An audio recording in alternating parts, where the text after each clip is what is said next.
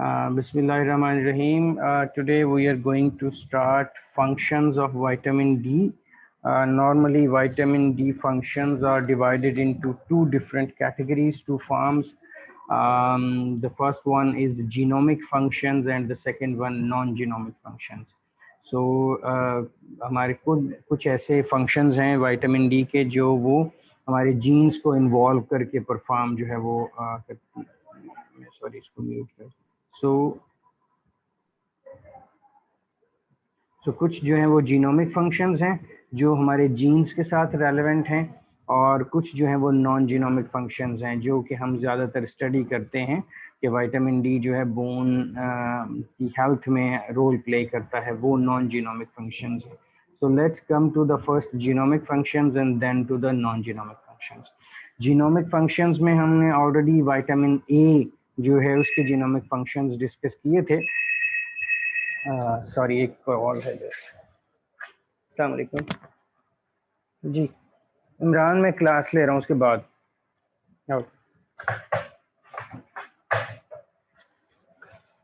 जी, तो हम genomic functions की बात कर रहे थे कि न्यूट्रिएंट्स जो हैं वो हमारे जीन्स के साथ इंटरेक्ट करते हैं और डिफरेंट जीन्स के एक्सप्रेशन में अपना रोल प्ले करते हैं.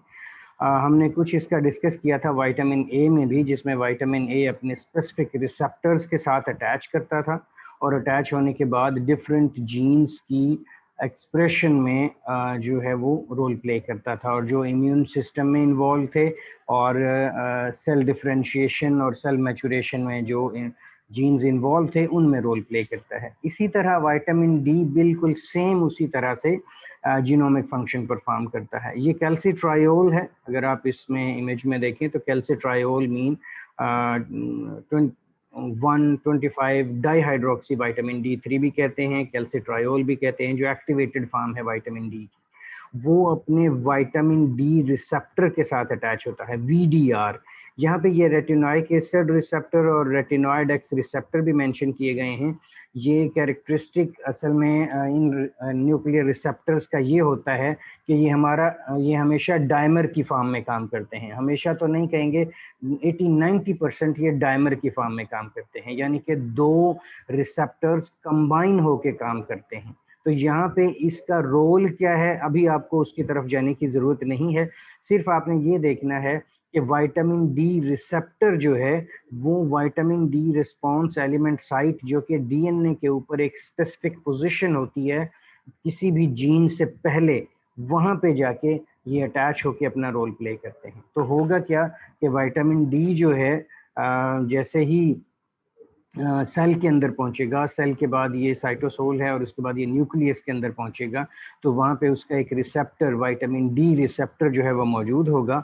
ये कैल्सिट्रायोल अपने विटामिन डी रिसेप्टर के साथ अटैच होगा और ये कॉम्प्लेक्स सारा का सारा जो है वो जीन्स के ऊपर, जिस जीन की ट्रांसक्रिप्शन करवानी है उस जीन से पहले जो एरिया है उसके ऊपर जाके ये अटैच कर जाएगा और फिर उस जीन की ट्रांसक्रिप्शन होगी. ओके और अगर ये विटामिन डी अवेलेबल नहीं होगा तो ये विटामिन डी रिसेप्टर यहाँ पे अटैच नहीं करेगा और ट्रांसक्रिप्शन ऑन नहीं होगी, ट्रांसक्रिप्शन ऑफ रहेगी. और ट्रांसक्रिप्शन ऑफ रहेगी तो ऑब्वियसली ट्रांसलेशन नहीं होगी और प्रोटीन नहीं बनेगी.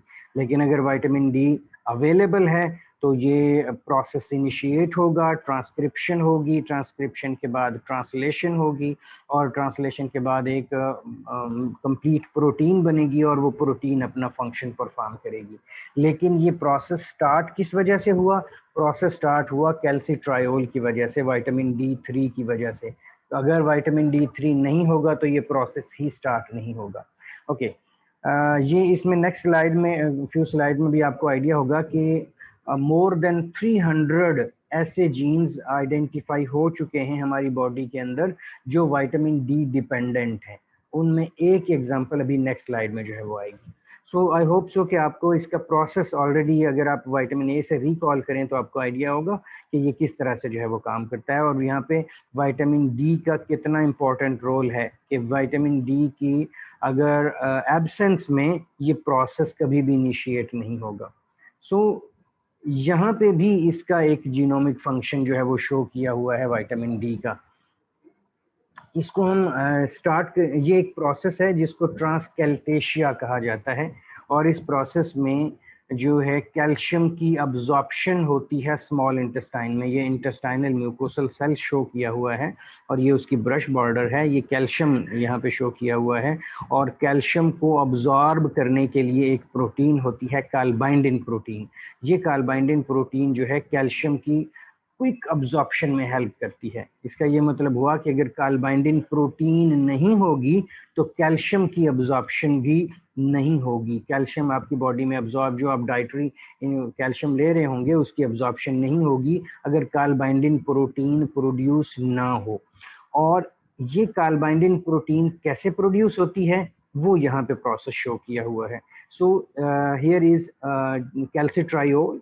कैल्सिट्रायोल जो है सेल के अंदर एंटर होगा, विटामिन डी रिसेप्टर के साथ अटैच करेगा, और विटामिन डी रिसेप्टर और कैल्सिट्रायोल का कॉम्प्लेक्स जो है वो न्यूक्लियस के अंदर पहुंचेगा। Just a minute. अस्सलाम वालेकुम जी, अल्हम्दुलिल्लाह सर। जी जफर साहब, मैं सॉरी असल में क्लास ले रहा हूँ, अगर मैं थोड़ी देर बाद आपको कॉल कर लूँ। नम 147 पे ठीक होगी जी, थैंक यू। जी सॉरी। सो यहाँ पे हम दोबारा से स्टार्ट करते हैं। ये कैल्सिट्रायोल विटामिन D3 की एक्टिव फॉर्म है। ये सेल के अंदर एंटर होगा, विटामिन डी रिसेप्टर के साथ अटैच करेगा, और ये कॉम्प्लेक्स जो है न्यूक्लियस के अंदर पहुंचेगा। और न्यूक्लियस में कालबाइंडिन का जो जीन है हमारे डीएनए के ऊपर, उस कालबाइंडिन जीन से पहले जाके ये अटैच कर जाएगा, और कालबाइंडिन का जो जीन है उसकी ट्रांसक्रिप्शन करवा देगा, जिसकी वजह से कालबाइंडिन का मैसेंजर आरएनए प्रोड्यूस होगा। और मैसेंजर आरएनए वहां से ट्रैवल करेगा साइटोप्लाज्म में, और वहां पे उसकी जो है वो ट्रांसलेशन होगी और प्रोटीन बनेगी। और वो प्रोटीन कालबाइंडिन प्रोटीन जो है आपकी कैल्शियम की अब्जॉर्प्शन में हेल्प करेगी। तो इसका ये मतलब हुआ कि अगर ये विटामिन डी अवेलेबल नहीं होगा तो ये ट्रांसक्रिप्शन और ट्रांसलेशन भी नहीं होगी, कालबाइंडिन प्रोटीन भी नहीं बनेगी, और कालबाइंडिन प्रोटीन नहीं बनेगी तो कैल्शियम की अब्जॉर्प्शन भी नहीं होगी। तो इस तरह हम कह सकते हैं कि जो विटामिन डी है, विटामिन डी है वो डायरेक्टली इन्वॉल्व होता है कैल्शियम की, इनडायरेक्टली इन्वॉल्व है कैल्शियम की अब्जॉर्प्शन में, क्योंकि ये डायरेक्टली इन्वॉल्व है कालबाइंडिन की प्रोडक्शन में, और कालबाइंडिन डायरेक्टली इन्वॉल्व है कैल्शियम की जो है वो अब्जॉर्प्शन में। सो इसका ये मतलब हुआ कि अगर कालबाइंडिन प्रोडक्शन नहीं होगी तो कैल्शियम की अब्जॉर्प्शन भी नहीं होगी। सो इस प्रोसेस को हम कहते हैं ट्रांसकैल्टेशिया, जिसमें कैल्शियम की अब्जॉर्प्शन जो है वो इन्हांस कर जाती है, और ये डिपेंड करती है विटामिन डी की अवेलेबिलिटी पे। आई होप सो कि आपको इसकी जो है वो समझ आ गई होगी। अगर नहीं तो फिर हम ये क्वेश्चन आंसर सेशन में आप क्वेश्चन कर सकते हैं। ये विटामिन डी का जीनोमिक फंक्शंस हैं, इसमें भी विटामिन डी का जीनोमिक फंक्शन शो किए हुए हैं। देखने में ये बहुत ही कॉम्प्लिकेटेड सी पिक्चर आपको जो है वो लग रही है, बट मैं आपको समझाने की कोशिश करता हूँ। It's very simple. ये जो है सन है, सन से अल्ट्रावायलेट डिफरेंट रेडिएशंस आ रही हैं, शो की हुई हैं यहाँ पे।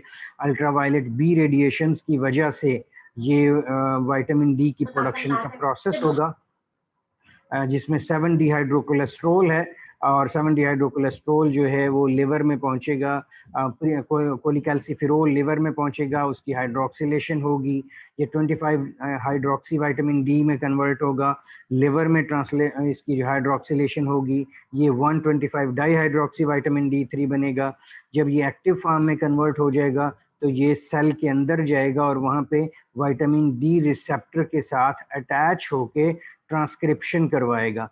पहले हमने ट्रांसक्रिप्शन डिस्कस की जस्ट एक जीन की, कालबाइंडिन जीन की, लेकिन ये अब कंफर्म है कि ये जो तमाम यहाँ पे जीन के ये नंबर लिखे हुए हैं, ये कोई मोर देन 291 जीन्स बनते हैं। इन तमाम की जीन की ट्रांसक्रिप्शन में विटामिन डी इन्वॉल्व है। इसका ये मतलब, और ये जीन कहाँ कहाँ पे इन्वॉल्व हैं? ये ट्रांसक्रिप्शन की रेगुलेशन में इन्वॉल्व हैं, ये सेलुलर स्ट्रेस में इन्वॉल्व हैं, ये इम्यून रिस्पॉन्स में इन्वॉल्व हैं, मेटाबॉलिक प्रोसेस में इन्वॉल्व हैं, ये एपिजेनेटिक मॉडिफिकेशंस में इन्वॉल्व हैं, DNA replication and so on, बहुत सारे सिस्टम्स में। इसका ये मतलब हुआ कि अगर विटामिन डी हमारी बॉडी में का लेवल कम होगा तो न सिर्फ बोन्स की हेल्थ जो है वो अफेक्ट होगी, बल्कि ये तमाम के तमाम जीन की ट्रांसक्रिप्शन भी अफेक्ट होगी, और ये तमाम जीन जो हैं इम्यूनिटी में, डीएनए रिपेयर में, और जो है मेटाबॉलिक प्रोसेस में, और हर मुख्तलिफ जगह पे इन्वॉल्व हैं। सो विटामिन डी की डेफिशिएंसी की वजह से ये तमाम जीन्स का एक्सप्रेशन जो है वो अफेक्ट होगा, और ये तमाम जीन के जो प्रोसेसेस हैं वो अफेक्ट होंगे। इन तमाम को मैंने इस स्लाइड में जो है वो कंबाइन किया है कि ये list of biological functions of 291 genes whose expression was influenced by vitamin D3 supplementation. So ये 291 genes ऐसे हैं जो विटामिन डी की वजह से अफेक्ट होते हैं, और ये इन बायोलॉजिकल फंक्शंस में इन्वॉल्व हैं।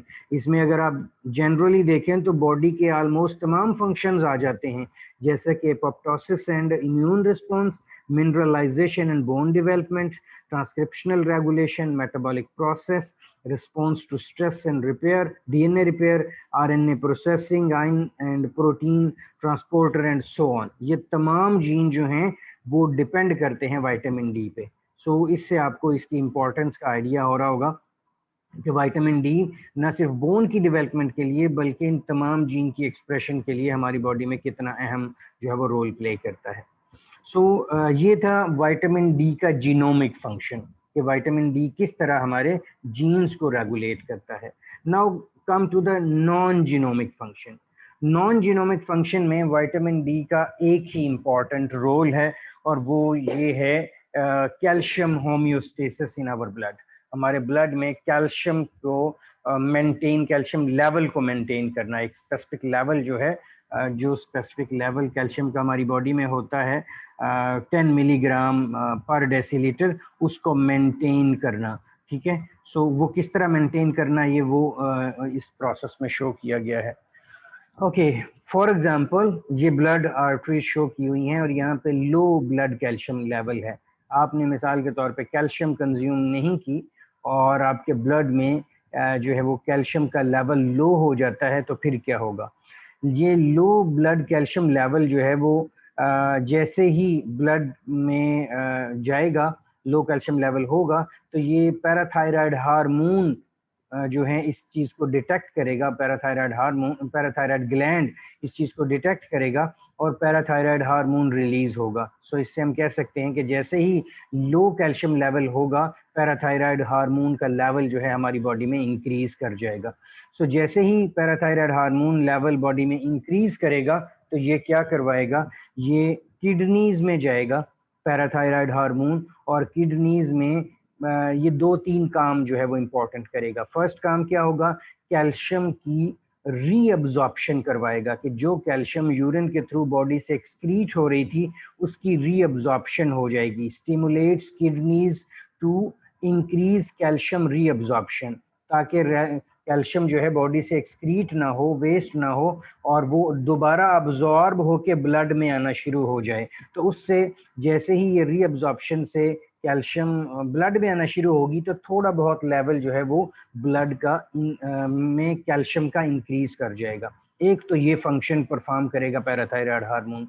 दूसरा क्या फंक्शन परफॉर्म करेगा कि ये रीनल हाइड्रोक्सीलेज, जिसको हमने 1 हाइड्रोक्सीलेज एंजाइम कहा था, जो कि कैल्सीडायोल की जो है वो हाइड्रोक्सिलेशन करवाता है और उसको एक्टिव कैल्सीट्रायोल में कन्वर्ट करता है, उस एंजाइम को रिलीज करवाना शुरू करेगा। सो वो एंजाइम जैसे ही रिलीज होगा, वो बॉडी में मौजूद कैल्सीडायोल की को कैल्सीट्रायोल में कन्वर्ट करवाना शुरू कर देगा, और ये कैल्सीट्रायोल जो है स्मॉल इंटेस्टाइन में जाएगा, और वहां पे ट्रांसकैल्टेशिया का प्रोसेस जो अभी हमने लास्ट स्लाइड में डिस्कस किया उसको स्टार्ट करवाएगा, कि ये कैल्सीट्रायोल जो है एक्टिव विटामिन D3, ये क्या करेगा, ये जो है कालबाइंडिन जीन की ट्रांसक्रिप्शन करवाएगा, ट्रांसलेशन होगी, कालबाइंडिन प्रोटीन प्रोड्यूस होगी, और वो कालबाइंडिन जो है इंटेस्टाइन में कैल्शियम की एब्जॉर्प्शन को इन्हेंस करवा देगी, अगर हम डाइटरी इनटेक के थ्रू ले रहे होंगे तो। सो इन दोनों प्रोसेस की वजह से, कैल्शियम रीअब्जॉर्प्शन की वजह से और कैल्शियम की absorption from the small intestine, इसकी वजह से ब्लड कैल्शियम लेवल इंक्रीज करना शुरू कर देगा।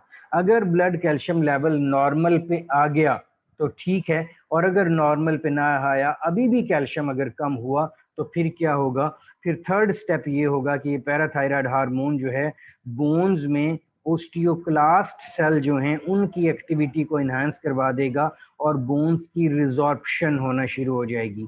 कैल्शियम जो है बोन से निकलना शुरू हो जाएगी और ब्लड कैल्शियम लेवल जो है वो इंक्रीज कर जाएगा और जो है वो अपने लेवल पे पहुंच जाएगा। अगर हम इनटेक कर रहे होंगे कैल्शियम की तो फिर इसकी ज़रूरत नहीं पेश आएगी जो कैल्शियम की रिजॉर्प्शन हो रही है। लेकिन अगर हम इनटेक नहीं कर रहे होंगे तो फिर हमारी बोन से कैल्शियम निकल के ब्लड का जो कैल्शियम लेवल है वो मेंटेन हो जाएगा और ये ब्लड कैल्शियम लेवल हमेशा जो है वो मेंटेन रहता है। सो इस तरह से ये ब्लड कैल्शियम लेवल को इंक्रीज कर देगा। जैसे ही ब्लड कैल्शियम लेवल मेंटेन हो जाएगा तो कैल्सीटोनिन एक और हार्मोन जो है वो पैराथायराइड ग्लैंड से जो है वो सिक्रीट होना शुरू हो जाएगा। वो पैराथायराइड हार्मोन की सिक्रीशन को कम करवा देगा, जिसकी वजह से जब पैराथायराइड हार्मोन की सिक्रीशन कम हो जाएगी तो बोन तो जो है किडनी से जो एक्सक्रीशन हो रही है वो प्रोसेस भी दोबारा स्टार्ट हो जाएगा। ये जो कन्वर्जन हुई थी कैल्सिट्रायोल में वो भी होना स्टॉप हो जाएगी और कैल्शियम जो है बोन्स से निकलने की बजाय उसकी अब्जॉर्प्शन होना शुरू हो जाएगी बोन्स में। तो ये कैल्सीटोनिन जो है उसका रिवर्स करवा देगा उन तमाम प्रोसेसेस को जो पैराथायराइड हार्मोन ने स्टार्ट करवाए थे। इन दोनों प्रोसेसेस की वजह से कैल्शियम का जो लेवल है हमारे ब्लड के अंदर वो जो है मेंटेन रहता है। तो इस प्रोसेस को हम कहते हैं कैल्शियम होम्योस्टेसिस। ये विटामिन डी का नॉन जीनोमिक फंक्शन है। सो ये विटामिन डी के जीनोमिक और नॉन जीनोमिक फंक्शंस थे। यहाँ तक अगर कोई क्वेश्चन हो तो आप मुझसे जो है वो कर सकते हैं। अदरवाइज ये जो विटामिन डी का जो है डेफिशिएंसी, हम उसकी तरफ आते हैं। अगर यहाँ तक कोई क्वेश्चन है तो प्लीज यहाँ पे जो आप क्वेश्चन कर लें, फिर हम नेक्स्ट टॉपिक की तरफ आते हैं।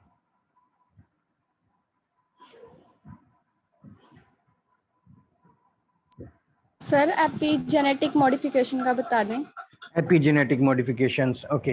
एपिजेनेटिक मॉडिफिकेशंस वो होती हैं जिसमें जीन्स का एक्सप्रेशन लेवल जो है वो अप या डाउन होता है, जीन का एक्सप्रेशन लेवल चेंज होता है। एक होता है म्यूटेशन। म्यूटेशन में जो है डीएनए में कोई ना कोई चेंज होता है, कोई बेस ऐड हो जाती है, यानी कि नाइट्रोजनियस बेस कोई ऐड हो जाएगी, कोई डिलीट हो जाएगी, कोई रिप्लेस हो जाएगी, उसको म्यूटेशन कहते हैं। लेकिन जो एपिजेनेटिक मॉडिफिकेशंस होती हैं उनकी वजह से डीएनए में कोई चेंज नहीं होता। डीएनए अपनी जगह पे मौजूद होता है, जीन अपनी जगह पे मौजूद होता है, लेकिन उसके जीन एक्सप्रेशन में चेंज आ जाता है। जैसा कि अगर हमने यहाँ पे देखा विटामिन डी अगर मौजूद ना हो तो कार्बाइंडिन प्रोड्यूस नहीं होगी। क्या कार्बाइंडिन के जीन में कोई डिफेक्ट हुआ? नहीं, जीन तो उसी तरह मौजूद है, बिल्कुल सही हालत में मौजूद है। तो फिर क्या मसला बनता है? सिर्फ ये हुआ कि विटामिन डी जिसने कार्बाइंडिन के जीन की ट्रांसक्रिप्शन करवानी थी वो मौजूद नहीं है। इस तरह की मॉडिफिकेशंस जिसमें जीन एक्सप्रेशन लेवल चेंज होता है लेकिन डीएनए में कोई चेंज नहीं आता, उनको हम एपिजेनेटिक मॉडिफिकेशंस कहते हैं। और हमारी जो न्यूट्रिएंट्स हैं तमाम के तमाम वो एपिजेनेटिक मॉडिफिकेशंस ही करवाते हैं, वो जीन में कोई म्यूटेशन नहीं करवाते। समझ आ गए बच्चे? ठीक है जी सर। ओके, और कोई क्वेश्चन हो किसी का? ओके, अगर नहीं है तो हम जो है वो विटामिन डी की डेफिशिएंसी की वजह की तरफ आते हैं। आपको पता है कि बच्चों में विटामिन डी की डेफिशिएंसी की वजह से जो है रिकेट्स का प्रॉब्लम होता है, और जिनकी वजह से बच्चों की ग्रोथ तो हो रही होती है, लेकिन अभी हमने प्रोसेस डिस्कस किया कि कैल्शियम अगर ना हो या विटामिन डी ना हो तो जो है बोन्स के अंदर कैल्शियम नहीं जाएगा और बोन्स की स्ट्रेंथ जो है वो इंक्रीज नहीं करेगी। तो होता क्या है कि अगर बोन्स की स्ट्रेंथ इंक्रीज ना करे तो बोन्स वीक हो जाती हैं, प्रॉपरली मेच्योर नहीं होती, हेल्दी बोन्स नहीं होती, वीक हो जाती हैं, जिसकी वजह से और वो अपने उस बच्चे के वेट की वजह से ही उसकी जो लेग्स हैं, यानी कि ये जो क्या कहते हैं इस बोन को, ये जो बड़ी बोन है हमारी टांग की, फ्यूमर कहते हैं, क्या कहते हैं इसे? फीमर कहते हैं जी जी सर, फीमर कहते हैं। ओके जी, ये फ्यूमर जो है, जो इस पे फिर पूरी बॉडी का वजन आना शुरू हो जाता है, जिसकी वजह से ये बेंड हो जाती है। सो यहाँ पे अगर आप देखें तो ये इस तरह से भी बेंड हो सकती है, यानी कि ये आपके घुटने जो हैं वो बच्चों के, वो एक दूसरे के साथ लगना शुरू हो जाते हैं। इस कंडीशन को हम कहते हैं नॉक नीज, कि जो नीज हैं वो आपस में नॉक करते हैं। जब वो बच्चा चलता है तो उसके घुटने आपस में जो है वो टकराते हैं। सो इस तरह की कंडीशन को नॉक नीज कहते हैं। या ये इस तरह बोल्डनेस, यानी कि ये जो है लेग्स ये बाहर की तरफ यानी कि मूव कर जाती हैं, इस कंडीशन में भी ये नॉर्मल है। और ये इस तरह से वट एवर कोई भी इसमें कंडीशन हो तो, लेकिन ये बच्चे के अपने वेट की वजह से ही इनकी शेप जो है वो प्रॉपर नहीं रहती। इस कंडीशन को हम ये नॉकनी कहते हैं, या बच्चों में रिकेट्स का प्रॉब्लम जो है वो कहते हैं। और बच्चों में क्योंकि अभी तो बोन्स डेवलप हो रही होती हैं, कैल्शियम या विटामिन डी अवेलेबल ना होने की वजह से ये प्रॉब्लम जो है वो आ जाता है। लेकिन ये बच्चों का प्रॉब्लम है। एक और इशू होता है ओस्टियोमलेशिया और ओस्टियोपोरोसिस।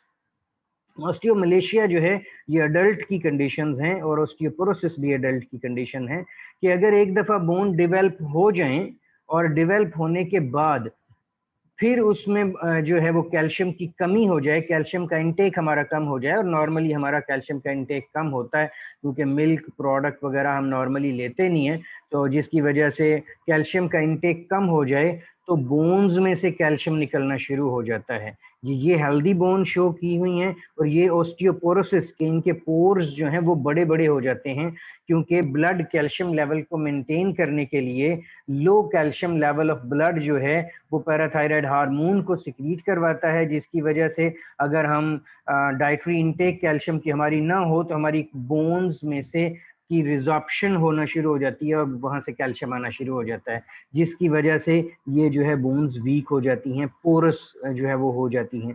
इस इनिशियली इस कंडीशन को ओस्टियोमलेशिया कहते हैं, लेकिन अगर ये ज्यादा सीवियर हो जाए तो फिर इसको ओस्टियोपोरोसिस भी जो है वो कहा जाता है। इस कंडीशन को हम जो है ओस्टियोपोरोसिस कहेंगे, जिसमें बोन्स बहुत ज्यादा वीक जो है वो हो जाती हैं। ये बच्चों का एक एक्सरे जो है वो शो किया हुआ है कि अगर जो है बच्चों में कैल्शियम या विटामिन डी की डेफिशिएंसी हो तो ये जो आपको कॉर्नर्स नजर आ रहे हैं, एंड ऑफ द बोन नजर आ रहा है, ये प्रॉपरली डेवलप नहीं हो पाते, इनमें के दरमियान में गैप हो जाता है काफी ज्यादा, क्योंकि बोन की डेवलपमेंट यहाँ से नहीं हो पा रही होती, जिसकी वजह से ये जो है वो प्रॉब्लम होता है। सो ये बच्चों में रिकेट्स का प्रॉब्लम होगा और एडल्ट में ओस्टियोमलेशिया और ओस्टियोपोरोसिस का प्रॉब्लम होगा।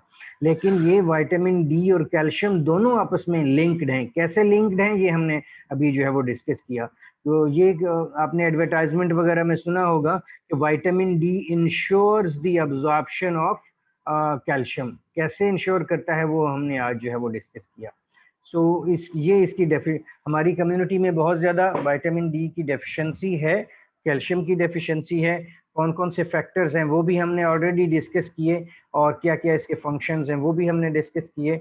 और ये एक यहाँ पे शो किया हुआ है, 2 vitamin D dependent protein calcin and matrix GLA protein are vitamin D dependent.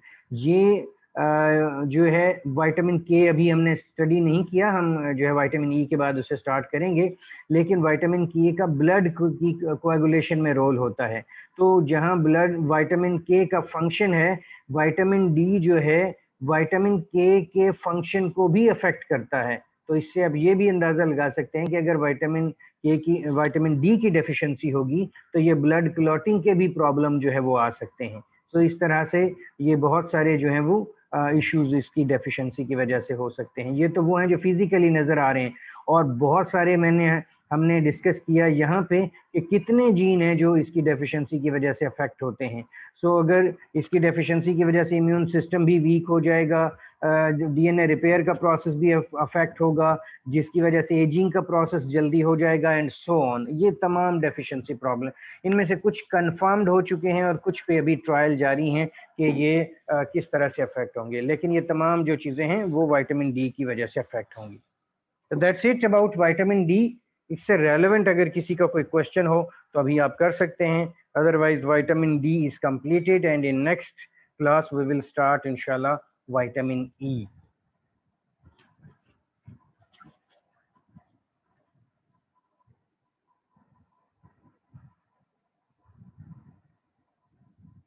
जी कोई क्वेश्चन है यहाँ तक? सर लेक्चर्स की रिकॉर्डिंग